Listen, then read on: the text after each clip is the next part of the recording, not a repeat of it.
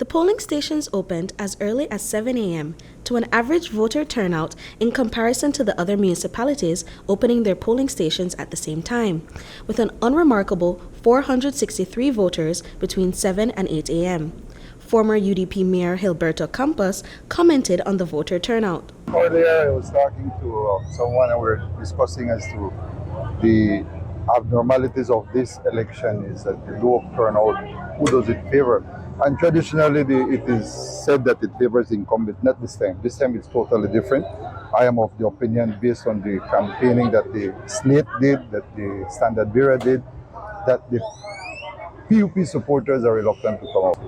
The low voter turnout trend persisted throughout the day, dipping as low as 307 voters around 1 p.m. Activity finally began to rise around 3 p.m. when the number surpassed 400 and remained above it until the closing of the stations, even peaking at 624 between 4 and 5 p.m. There's a lot of things that need to be changed, and I was just talking to some of my friends, and I was looking at the news, and Corozal is forgotten. Nobody is talking about Corozal, about how the election is going. No one, again, you'll see a little bit. So I think that we should get back on the map and be the vibrant Corozal town that we used to be. So we need a change.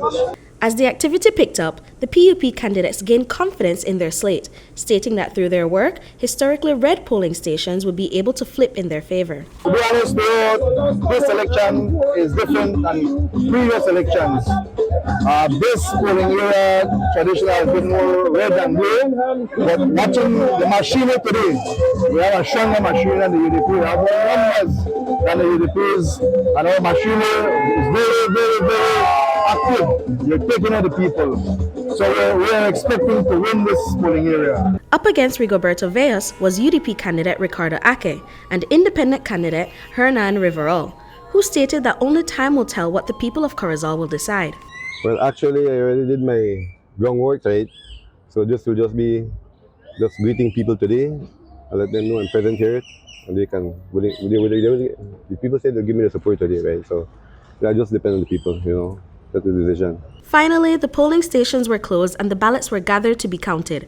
After several hours, an unofficial count indicated an upcoming win for the P.U.P. We've been able to get unofficially that it is at 1,283 solid for the P.U.P.